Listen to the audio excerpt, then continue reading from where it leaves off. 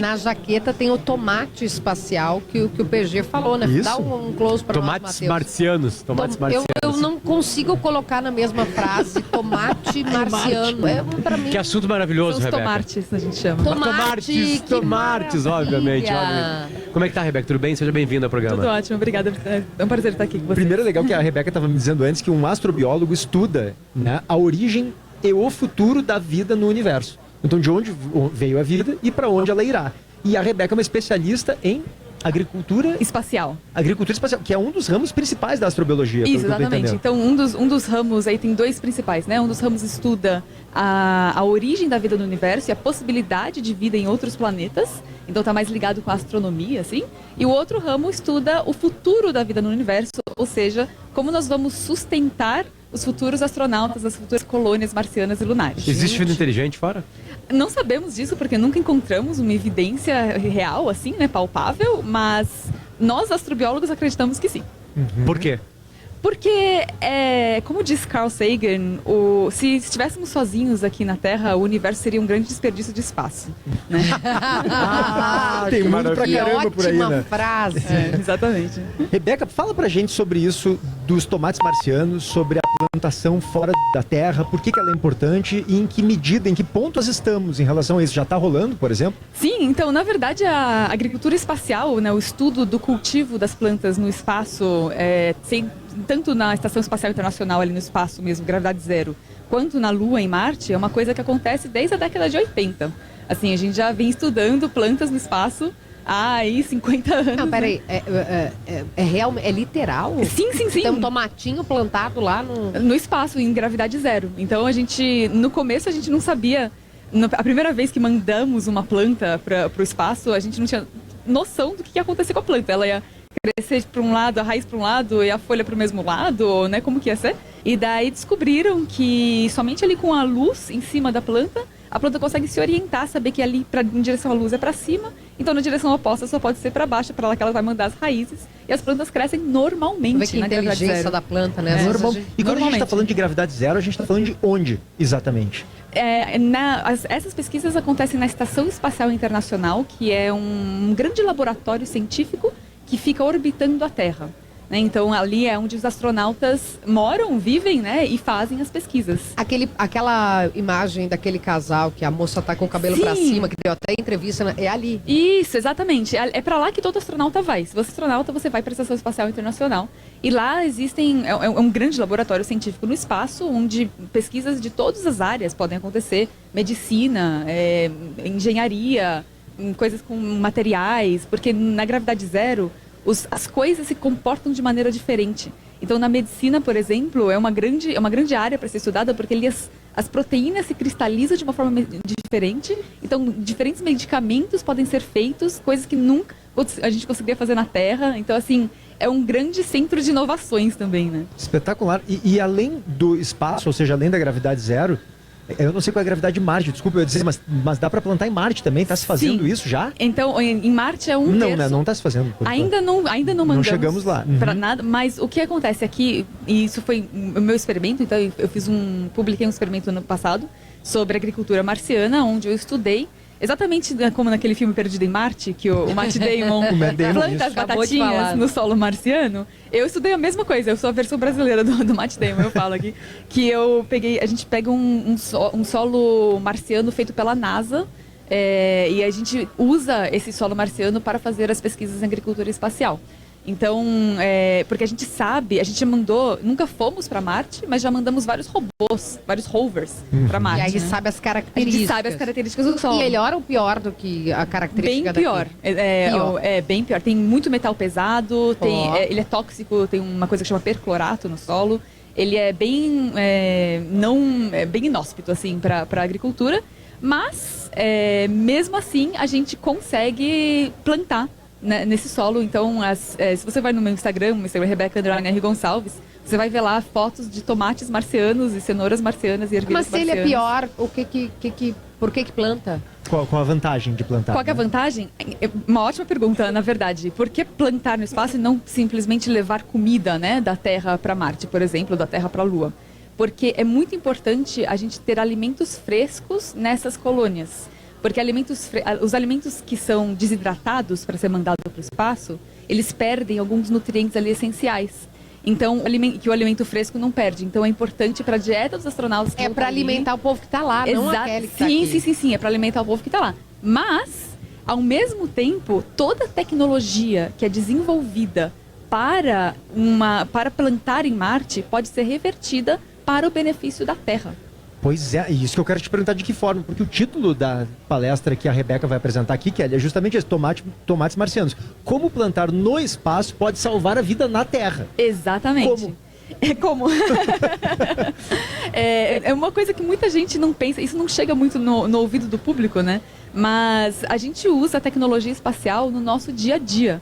Então, por exemplo, a câmera do nosso celular, ela foi originalmente desenvolvida para tirar fotos do espaço, para o telescópio do Hubble, por exemplo, né? Ah, claro. Ela é usada em telescópios e também nos rovers que vão Ela pra é Marte. desenvolvida para isso, mas a gente percebe que ela tem aplicação na Terra, aspas, e aí a gente usa para cá. Exatamente, ela foi originalmente desenvolvida para tirar fotos de galáxias, estrelas do espaço, e daí alguém pegou essa tecnologia que foi desenvolvida pela NASA, pegaram essa tecnologia e aplicaram no nosso dia a dia. E a mesma coisa vai para o sistema GPS usa satélite. Para o satélite chegar lá tem que ter um foguete, né? Detectores de fumaça, roupas de bombeiro, máquinas de ressonância magnética, próteses. O travesseiro da NASA me venderam bem caro, dizendo que era da NASA, eu comprei. Esse daí é fake, o da NASA aqui. O único que é fake eu comprei. Mas eu nunca tinha me dado conta, assim, grande parte das tecnologias que a gente usa no nosso cotidiano, elas Dia a dia vêm... mesmo. Ela foi desenvolvida para resolver, aspas, de novo, um problema espacial. Sim, exatamente. Até a meteorologia, que também faz uso dos satélites, é importante para a gente ver aqui previsão do tempo, mas também para fazer todo o monitoramento da saúde da Terra. Então, todo o monitoramento da atmosfera terrestre, da temperatura global, monitorar as mudanças climáticas, climas extremos, etc. Então, as tecnologias podem ser desde uma câmera no celular para o selfie, mas também para monitoramento da saúde do planeta. E na agricultura espacial, a gente tem muitos dos mesmos problemas que temos em Marte, temos na Terra. Eles combinam. Então, por exemplo, Marte, a gente estava falando do solo de Marte que é pior do que o da Terra, né? É um solo super inóspito, super infértil, assim. E aqui na Terra nós temos hoje um grande problema, onde 40% dos nossos solos férteis já foram degradados. Isso é um número real, assim, assustador. E então 40% dos solos férteis da Terra estão degradados, perderam suas propriedades físicas e químicas. São inférteis nesse momento. Uhum.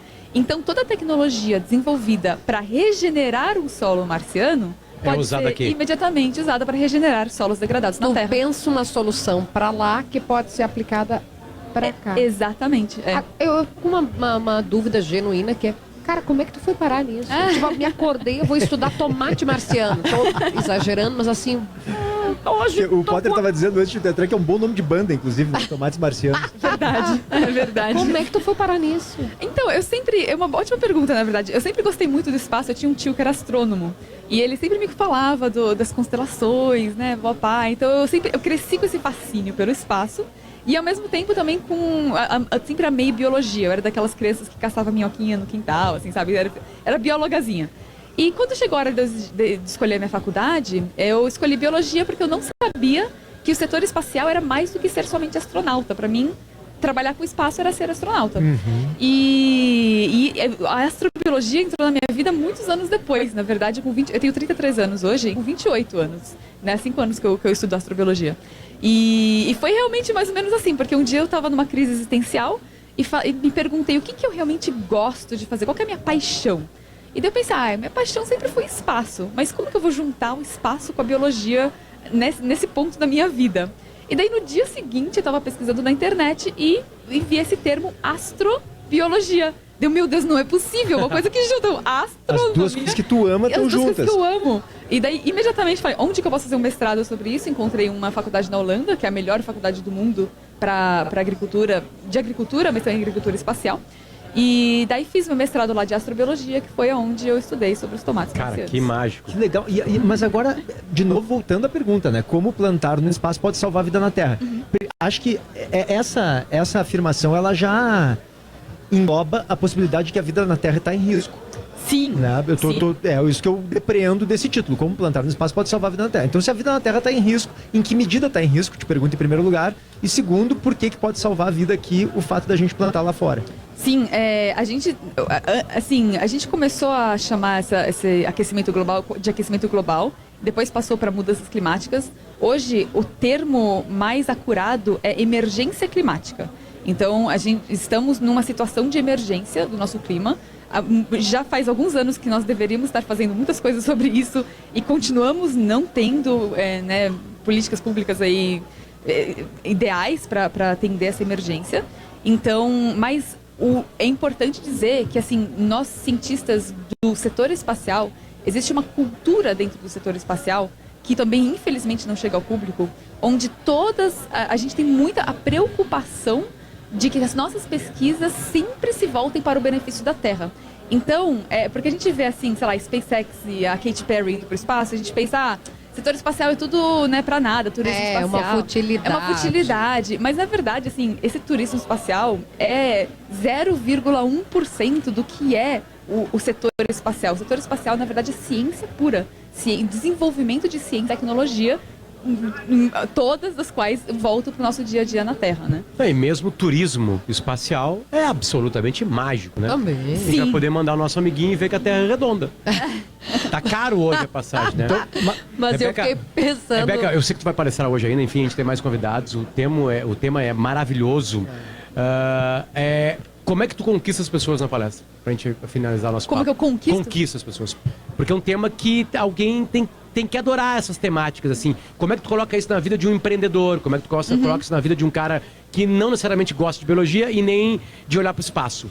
Sim, na minha palestra eu trago os segredos de dentro do setor espacial, né? Porque eu tive a sorte de trabalhar com muito astronauta quando eu trabalhava na Agência Espacial Europeia. Então, eu já conversei com muito astronauta e eu trago essa visão dos astronautas da Terra, aquele efeito overview que eles têm, que eles sentem ao ver a Terra de longe, né? O que dá ali neles.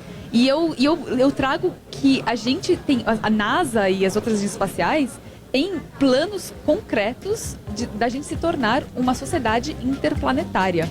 Então, é isso que eu abordo, vou abordar na palestra hoje. Morar fora da Terra. Significa ter toda uma economia e sociedade. Não morar fora da Terra, então. Morar fora da Terra. Também? Sim, exatamente. Ter bases na Lua, bases em Marte, bases ali no cinturão de asteroides. Um dia vai ser inconcebível a gente imaginar uma sociedade que não seja interplanetária. Cara, é apaixonante, me arrepiei. E isso pra que ano tu imagina? Chocada. 2027? 2020.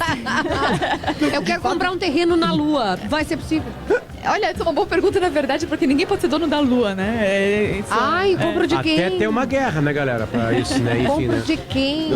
Mas isso, de fato, essa economia, esse sistema, né, interplanetário de economia e de socialização, isso pra quando, te parece? Então, nos próximos 100 anos. 100 anos. Então, em 2050 é a nossa previsão para já estar pousando a primeira pessoa em Marte. E daí pra frente, a gente só pra frente. Tá, e aí a minha dúvida, desculpa, eu sei que a gente tá com o tempo estourado, mas a gente já tá estragando a Terra. Será que nós não vamos estragar o resto? Vamos. Mas é uma dúvida franca mesmo, sabe? Sim. A gente avacalha com tudo que a gente mete a mão, tia. Será que nós não vamos esculhambar? Mas daí tem ela e o pessoal pra nos verdade. convencer do contrário. Então, na verdade, a gente tem existe uma profissão que chama ambientalista extraterrestre. Eu até conheci um ambientalista extraterrestre, né, no ano passado. E Isso é maravilhoso, isso. Cara, eu quero ser um ambientalista. Eu tô Eu adorando. quero ser uma extraterrestre. Legal demais. Esse terrestre já é. E essa profissão está exatamente cuidando para que a gente não contamine os outros Perfeito. planetas, né? Então, cuidando do ambiente ali dos outros Porque planetas. lixo espacial a gente já tem, né? Exatamente. Por exemplo, Então, né? pra gente finalizar, como plantar no espaço pode salvar a vida na Terra? Bom, a vida na Terra, ela tá em ameaça por causa da emergência climática, e plantar no espaço seria uma forma de desenvolver tecnologias que tornariam férteis novamente os nossos solos daqui, que hoje estão inférteis em grande medida, é isso? É uma das Perfeito. coisas, né? E mais milhares de outras Eu já tecnologias. pensei na saúde, que ela falou das proteínas. Né? Cara, eu quero ser tua Rebeca. amiga. Como é que é? O Instagram. Me segue no Instagram, Rebeca_R Gonçalves. Também vou seguir Gonçalves. aqui. Se você digitar Rebeca Gonçalves, você encontra ali uma foto com o rosto. Rebeca, Underline. muito obrigado. Obrigada eu, gente. Obrigado pelo teu carinho de vir aqui com a gente, enfim, chegar cedinho aqui, passar um pouquinho de frio com a gente. Aliás, tá bom, né? Na verdade não tá frio aqui dentro. E boa palestra, vai ser mágica. Obrigada. Valeu, um beijo Falou. pra ti. Obrigado.